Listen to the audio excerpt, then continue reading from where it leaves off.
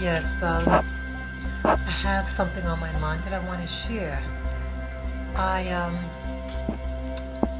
just trying to put the dots together, and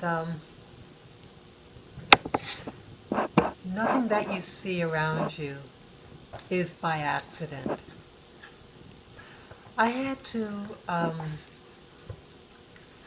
I had to um, go downtown Manhattan and to um, be a juror. The room that I went to, um,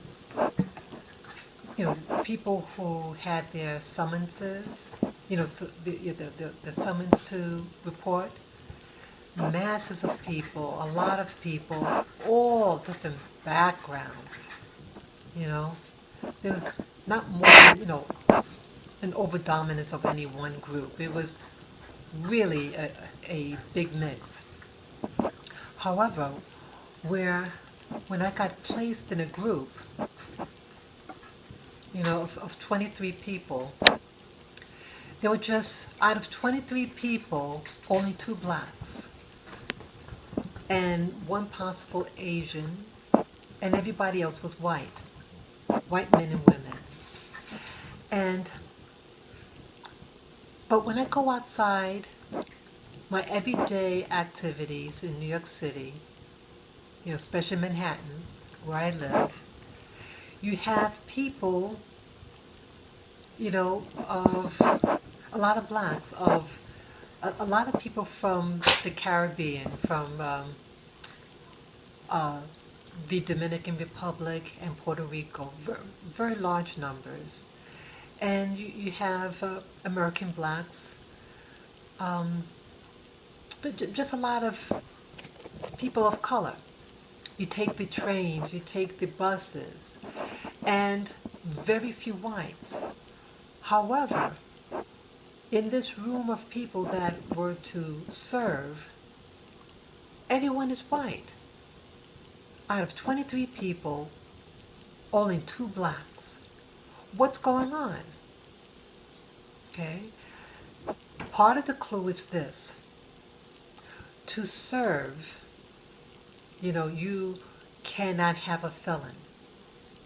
So here you have all these black people, whether you're black from Puerto Rico or the Dominican Republic or Haiti or Jamaica or from Georgia or from the Carolinas, you're not being represented. And people are representing you. And when you look at the prisons, who predominates the people who are incarcerated? Not white people, black people, people of color, the children of Ham, as the Bible will call it. I'm sorry, that's Lily, my dog. So this is very concerning to me. And then when I go shopping, and who do you see? Who do I see in my everyday transaction, like when you buy food? They're not people, they're not American people. Now, um, there's nothing wrong with immigration. Nothing wrong with that. My grandparents were not born here. You know, they're all from the Caribbean, but they assimilated. But here, what my concern is, it's not immigration. It's what's happening to a demographics here, a black demographics, that is being replaced. And we are filling up the prisons. I'm talking about a type of genocide. Something is going on. And that aspect makes me very uncomfortable. Because then, if you can't be represented in court, or have people behind the scenes who are um, looking at the trials and, what's to go to trial or not, And if they don't look like you know, you may get the short end of the stick.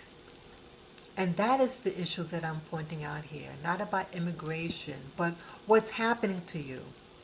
You're being phased out. Black people are being phased out. And we need to wake up. We need to wake up. So this is just food for thought. Let me know what are your experiences? What is your community doing about it? You know, are you teachers? Are people that look like are people that you, when you send your child to school, are your teachers, do they look like you? Okay? Most likely not. So this is again, you know, something to be aware of, because not only are you being phased out, but you're being taught out. You're not learning about people like yourself. And maybe that's why we're fighting each other, because we think each other is the enemy. You think this person from that island or from that part of the South, or this gang member, you're killing yourself. Because there's no unity, there's no central identity. But I learned that when we walk about, even though in your head you feel that you're different, you're unique, you have a unique culture because you're from this or that place, but for Europeans, they see you as one group, and they're not making a distinction. I mean, to some extent, if you're Hispanic versus an English-speaking black, you know, that they're making some distinction, but ultimately, you know, when you look in the prisons, who predominates? And you have a lot of Hispanics from Puerto Rico in prison in New York City. So none of us are immune. That eventually that'll catch up, and that it can get you, the system. So be aware of what's going on around you. Who's teaching your children? What is the curriculum? Are you being represented in court? This is just food for thought. And definitely tell your friends and family members about this video and what you can do about it. Please keep your eyes open, and please take action collectively that will work best for you in your community. Take care, guys. Bye-bye.